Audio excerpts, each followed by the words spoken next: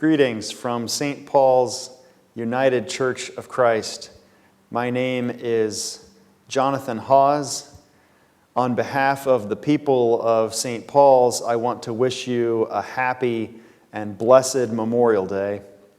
I miss being with you each month to share worship and see your faces, and I hope and pray that you are well.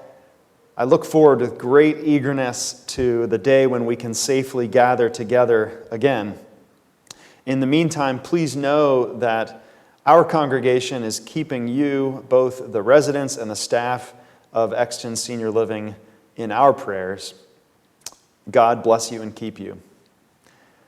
Today is Memorial Day. It is a time to remember those who in the day of decision ventured much for the sake of our country and its ideals. It is a time to remember with gratitude the service and sacrifice of faithful men and women who gave their lives in the service of the nation.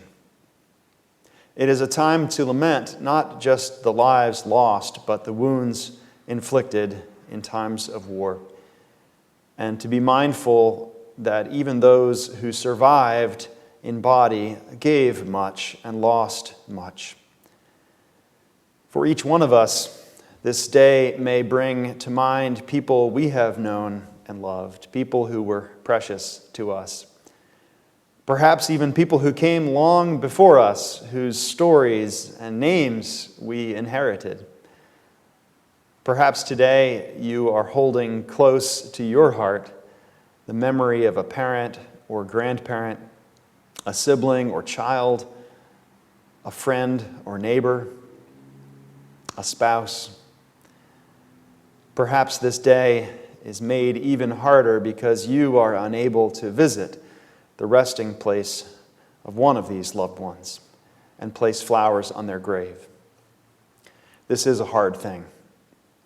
In New Hampshire, the small town where my wife grew up, the townspeople would gather each Memorial Day, not just to watch a parade, but to make a parade, to make a communal procession, every one of them, from the oldest to the youngest, from the center of town to the cemetery by the lakeside.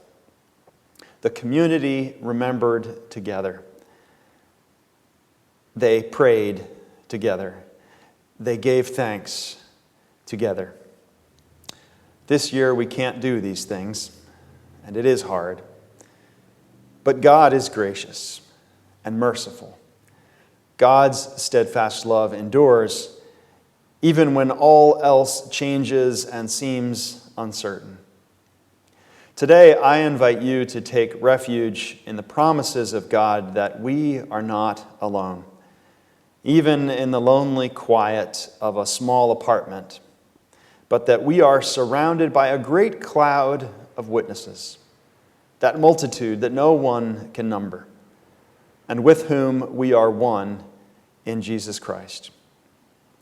Through Christ, we are at one with the very people whose memories and sacrifices we cherish this day. Even if it has been a very long time, and perhaps even the faces have grown hazy, perhaps we struggle to remember even their names, the Spirit of God binds us together with them.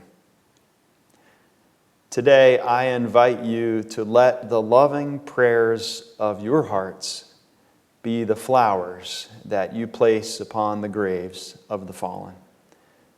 And as we remember these dear souls, I invite you to hear the promise that God forgets not His own. In the Bible, when God remembers the people, it is about so much more than recollection. For God, the act of remembering is a powerful act of salvation. It is something that brings about new life and new hope. It creates a new future. Today, we are blessed to know that our remembrance is part of something much larger. When God remembers, wounds are healed, ancient ruins are rebuilt, and the promise of peace rings out over all the earth. Thanks be to God. May your Memorial Day be a time of blessing, a time to remember the lives of those precious to God and to you and to this nation. And may God bless and keep you always.